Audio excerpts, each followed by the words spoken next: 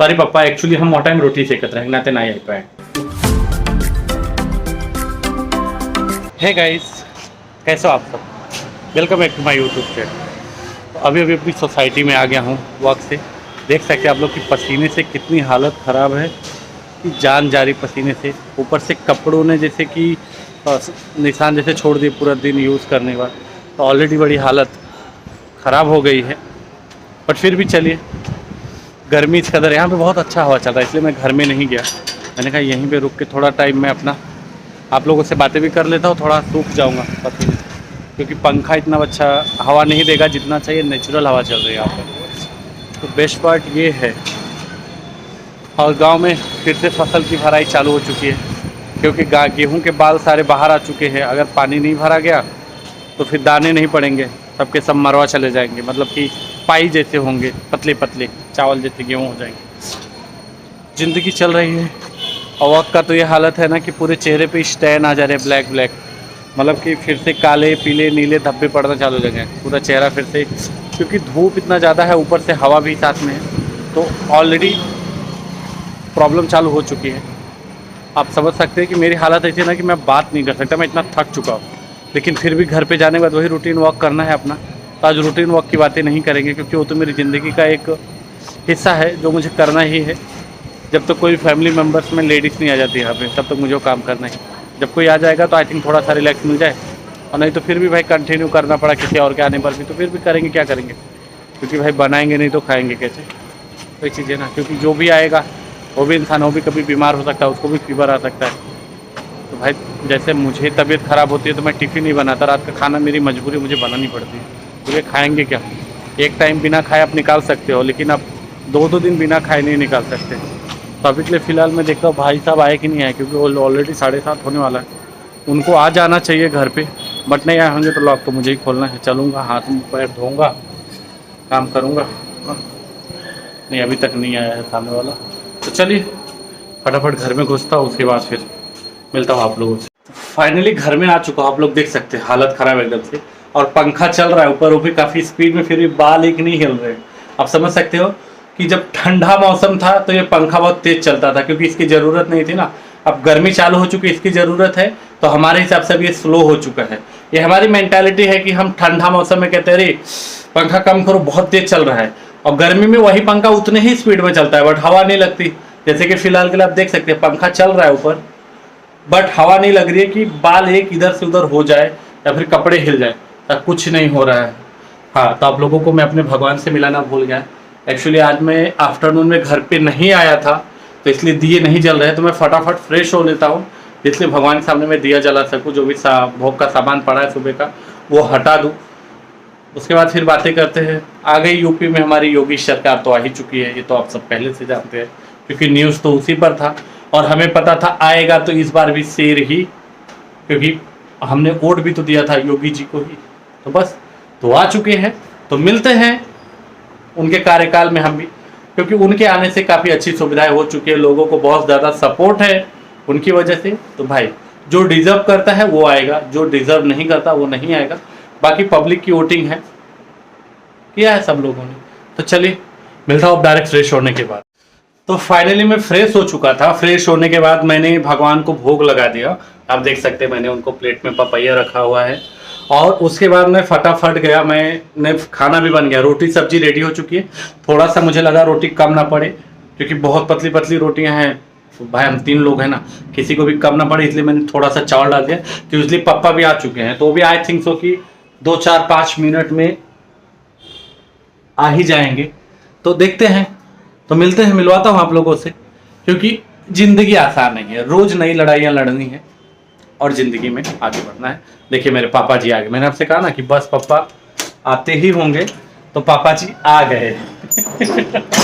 और पापा जी आलू, बाप रे पापा काफ़ी वजन ले लिए, वो हम तो खाली 1 किलो आलू कहे। बाप रे कितना लुइया ले लिया इतना ज़्यादा। पापा को मैंने 1 किलो आलू बोला था, आई थिंक तो कि 2 किलो के ऊपर है क्या आलू? 2 किलो के ऊपर आलू, 1 किलो अंगूर, और बीट रूट कितना है? 1 किलो, मतलब कि 5 किलो वजन लेके आ रहे हैं हाथ में, तो क्या होगा, उंगलियां तो कटी जाएंगी ना। सॉरी पापा, एक्चुअली हम मोटा टाइम रोटी सेकत रहे नाते नहीं आ पाए। पापा जी आ चुके हैं, ये देख लीजिए इधर, ये चांद सा रोशन चेहरा, जुल्फों का रंग सुनहरा, ये झील सी नीली आंखें, आंखों तारीफ करूं क्या आपकी जिसने। आप लोग सोच रहे होंगे कि मैं लेटा हुआ क्यों, क्योंकि भाई साहब को होगा आने में लेट, और पापा जी यहाँ पे आप परछाई देख रहे हैं ना, पापा जी खाना डिनर कर रहे हैं क्योंकि उनको सुबह 4 बजे उठना रहता है। तो लेकिन एक चीज़ ये भी है कि आज मेरे पापा बहुत खुश हैं क्योंकि उनको जिनकी गवर्नमेंट चाहिए थी यूपी में, उनकी गवर्नमेंट आ चुकी है। अब मेरी मम्मी का वीडियो कॉल आ गया है, तो ये भी बहुत बड़ी खुशी की बात है मेरे पापा के लिए। और दूसरी बात ये हो गई, एक बात ये भी कहना था कि अब रिश्तेदार सब अलग अलग पार्टी में फंसे हुए हैं। मेरे ननिहाल वाले कांग्रेस पार्टी, मेरे दी के यहाँ वाले सपा पार्टी, मेरे पापा बीजेपी, एक रिलेटिव बसपा।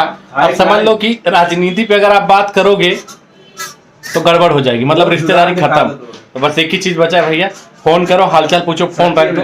राजनीति पे कोई भी चीज मत करो, मतलब आप बात करोगे फिर रिश्ते खराब।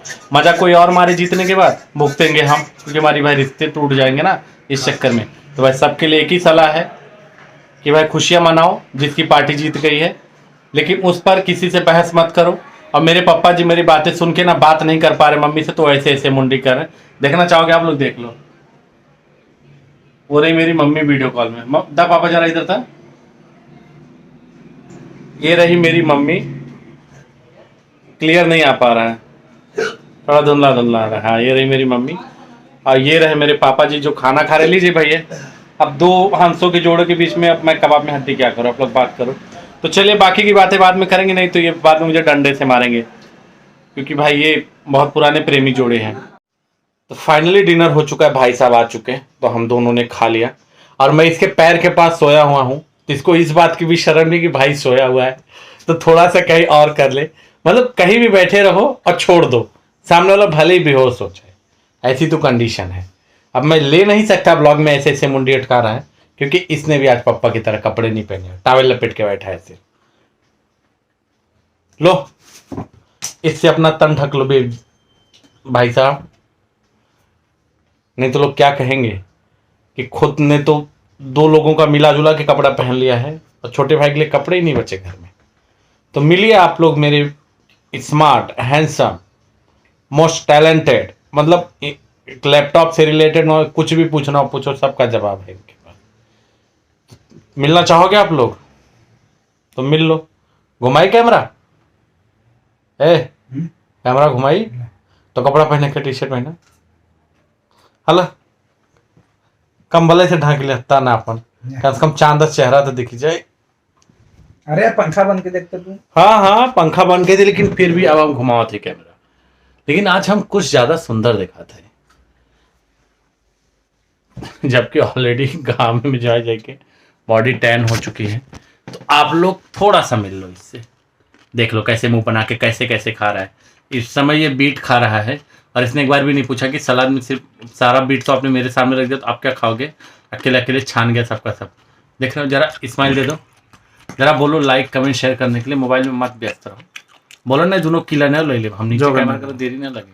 तो मिल लिए आप लोग तो आ जाइए। तो भाई मैंने वादा किया था मिलवाने के लिए, कपड़े पहनने के लिए तैयार नहीं, तो चलो इतने पे काम चल जाएगा। तो चलिए अब मैं भी जा रहा हूँ सोने, मिलते हैं कल के न्यू ब्लॉग में।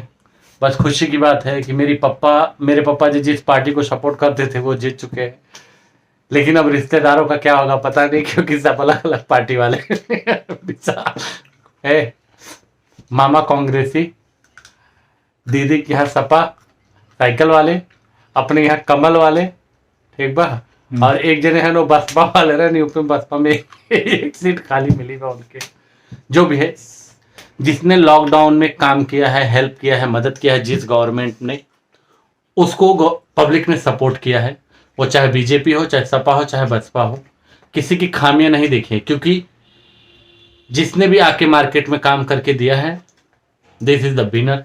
और योगी जी ने काम किया है यूपी में, अभी तक करते आ रहे हैं, तो ऑल द बेस्ट। ऐसे वो काम करते रहेंगे, हम उन्हें सपोर्ट करते रहेंगे।